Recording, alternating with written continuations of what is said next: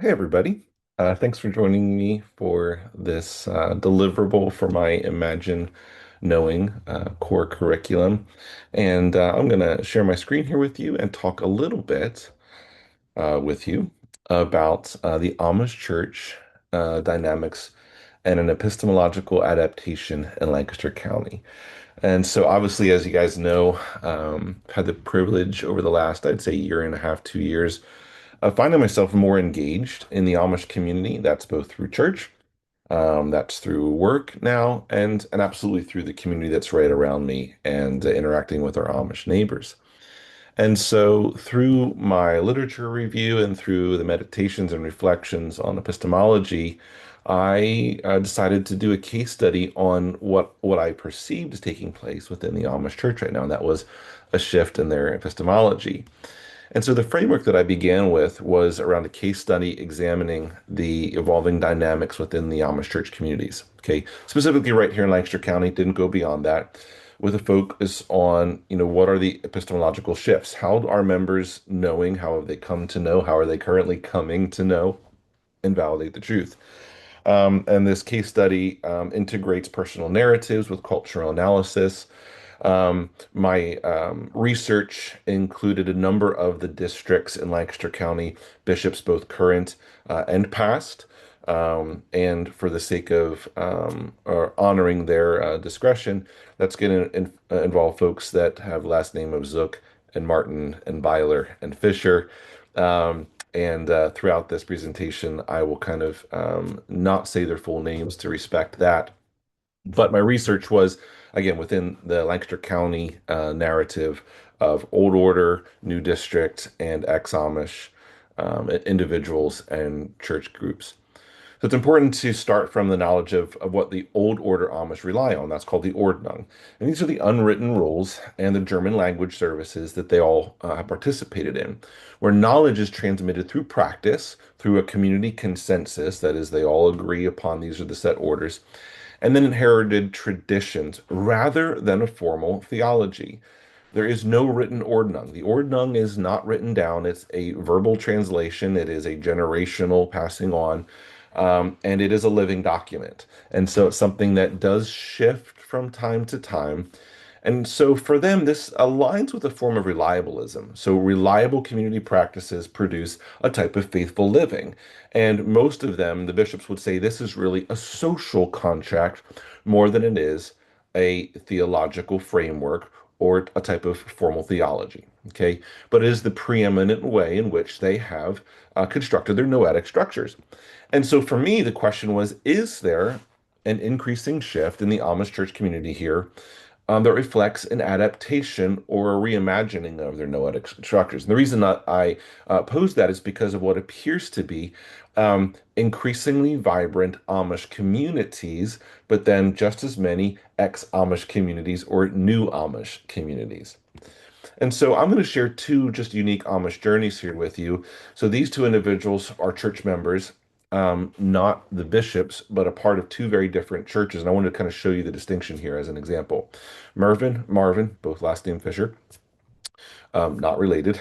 I mean, probably are, but both started from a place of being rather disenfranchised with the Ordnung as kind of their starting point. Like, why does it exist?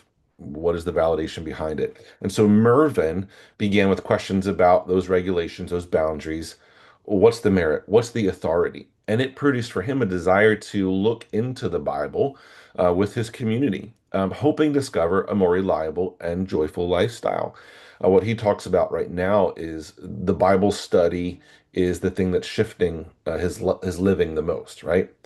Now, Marvin, he wasn't necessarily looking for any type of validation related to the Ordnung, but he really just liked the shame and the guilt that came from the Ordnung. It was really prevalent in his district, causing a lot more resistance than agreeable participation. Additionally, he spoke a lot about the contradictions from church members' lifestyles, leading to this question, specifically bishop incongruencies. And there were a few bishops that admitted, yes, um, the incongruency in lifestyles lived by some of the bishops, such as, hey, they got cable TV installed in the barns, for example. That type of incongruency does create tremendous conflict within their communities in the Ordnung. Now, Mervyn, in his search, he decided that the path for his family was to leave the old order and start a new community, a new district. So there's still a bishop, and they're really still abiding by most of the same guidelines. But for him, this is just a voluntary participation in the Ordnung. He's clear this is not about salvation, and dozens of families have joined this new district. Marvin, on the other hand, he spent months going to other districts to find the same thing, find the same ordnung, but in a church that adhered without so much shaming of those that didn't participate. So he today still remains an old order member. Mervyn, a significant shift for him was transitioning to reading the Bible in English. And he just says, like, listen, like when our bishop said, like, it's okay to do that, it's like my eyes were open. Like suddenly I understood the word. There's greater joy, greater peace. I have understanding. And he said, I understand that community rules are guidelines, but he absolutely still includes language around, but this is the most right. And while he would say like, for us, it's clearly just still feels like it's the most right for everybody, if they just knew it, right? And so his noetic structure is still built on the rightness of the Ordnung. Marvin, he's still participating in German, and so it's all still German worship, still German Bible, though he's rather intrigued by what he sees in the New Testament, as well as still believing that his current expression in that old order district is the thing that most closely resembles the New Testament church. And so again, there's that rightness of, I'm not saying it's for everyone, but what I am saying is that I think our district has it most right. Okay, so very fascinating. Now, without soliciting any type of response from them, as we were discussing, they both offered this next kind of stunning statement about the Amish community. They both said, but did you know there's a revival in the Amish church? Now, I'll let you interpret what that probably means or looks like. Because I said to them, what does that re mean? Of course, me coming from some charismatic revival experiences that I knew was not what they were suggesting.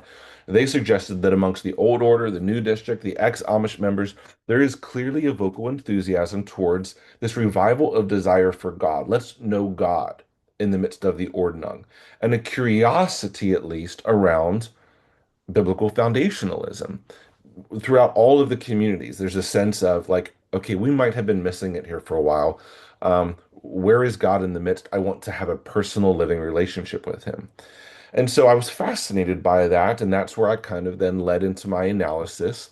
It's interesting here, if you see the slide there with the orange, there's actually a movement right now called Fire in the Farmlands, which is weekly prayer meetings, and then there's some gatherings this fall for the Amish communities in the area just to, know the Lord and to see God awaken the Amish communities.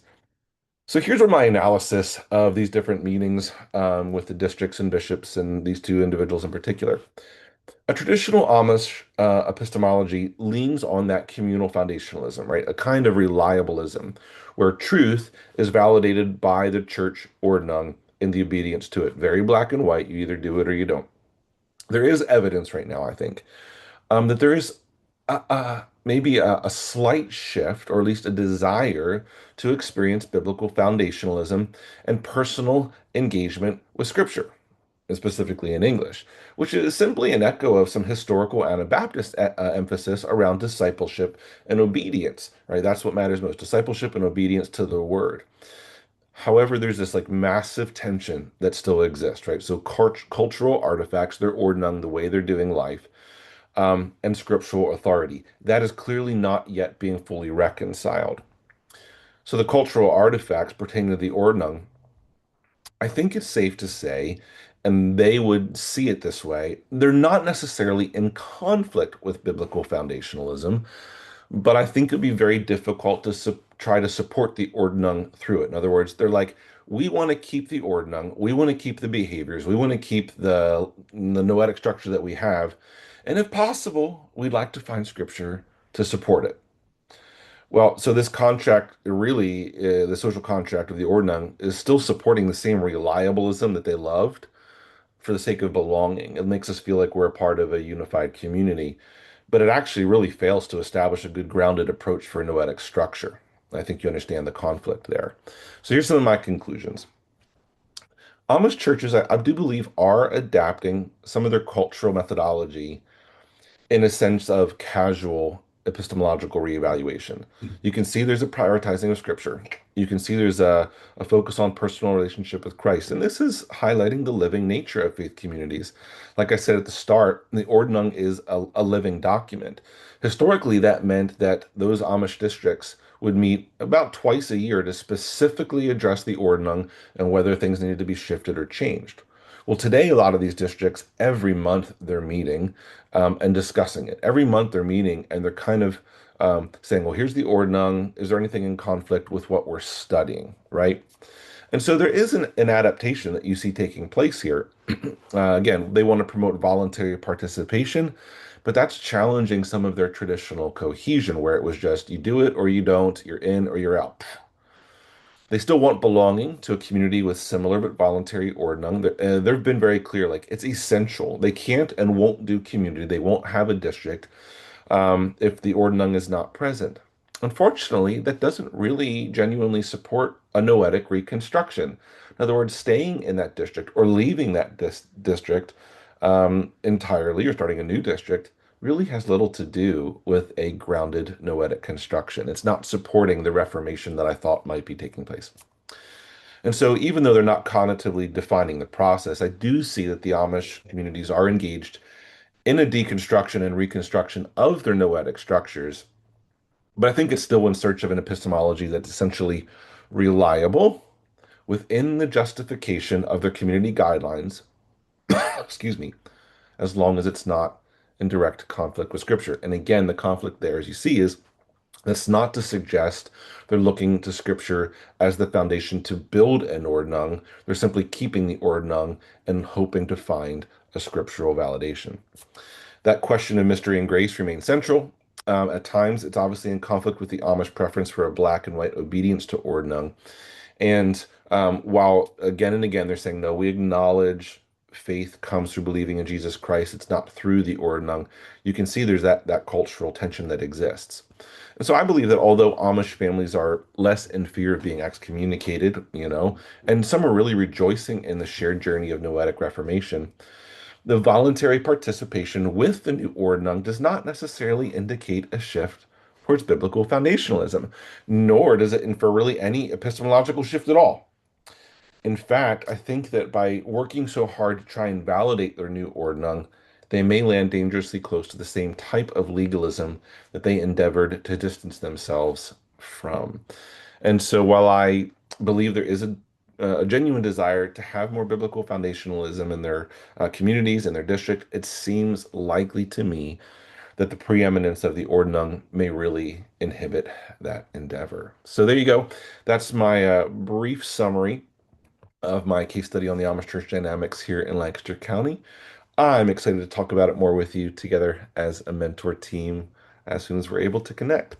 Thanks so much, and I'll look forward to connecting with you guys real soon.